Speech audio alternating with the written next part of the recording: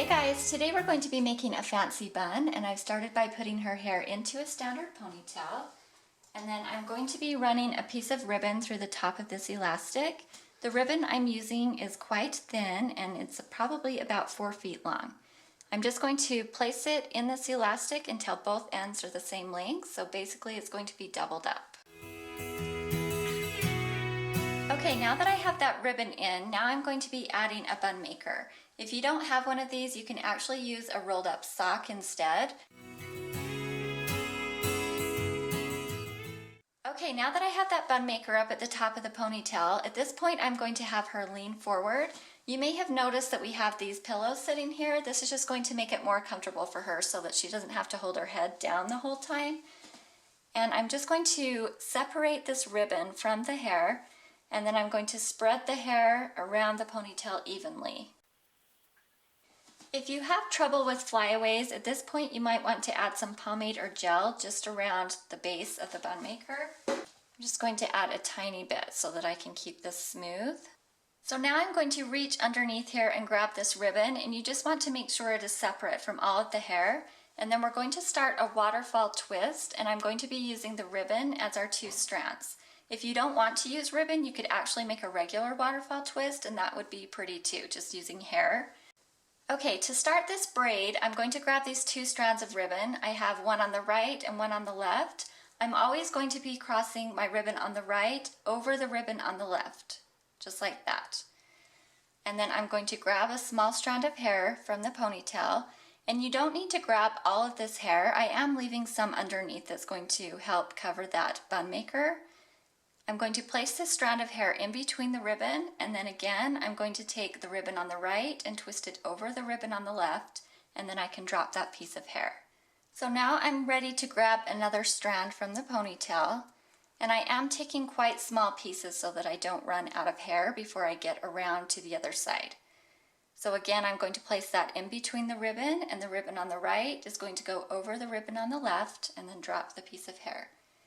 So this is a very simple braid. There's not much to it. The only thing you need to remember is to twist the ribbon the same way the entire time. You're always going right over left, or if you started the opposite way, keep going the same way you started. And then you're going to want to make sure that you're keeping about the same distance between the center of the ponytail and your ribbon all the way around so that it forms a circle. I'm going to be turning her as I go. If you have a spinning chair, this is going to be really helpful. If not, you can just kind of walk around your daughter so that you're not having to twist your wrist in strange ways the whole way you're making the braid.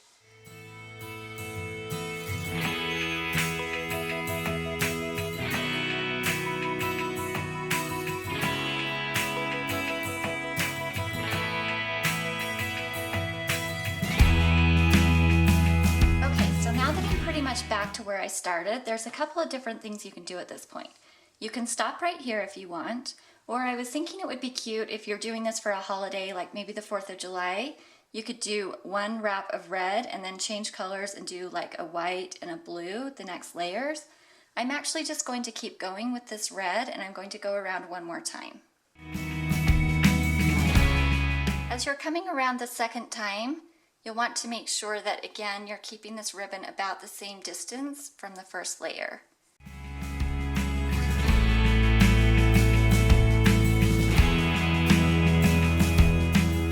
Alright, obviously you can keep going as far as you want with this. I'm going to end ours right here. You can either tie it off with a clear elastic or you can tie it into a knot. That's what I'm going to do. If you want to trim that ribbon, you can. I'm just going to kind of tuck ours under. So there's several different ways you can finish this off. If you want to make a braid around the base of that, I think that would be really pretty. That's one way to do it. I'm actually just going to make a simple twist.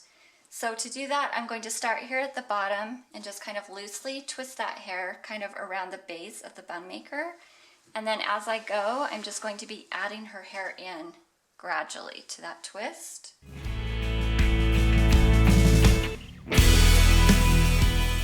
Coming across, just kind of make sure that the bun maker is hidden. If you need to adjust the hair as you're going, you can do that so that it covers it more completely.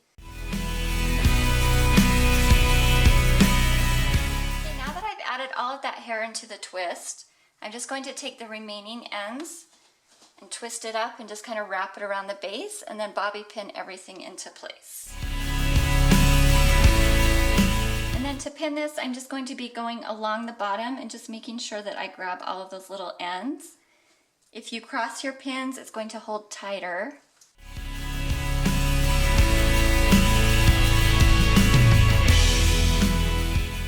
All pinned into place. I can see that some of this is kind of messed up. You can go back through and push these ribbons up or in, whatever you need to do to get them to straighten out. Here's the finished bun. Be sure to subscribe. We post a new video every Wednesday.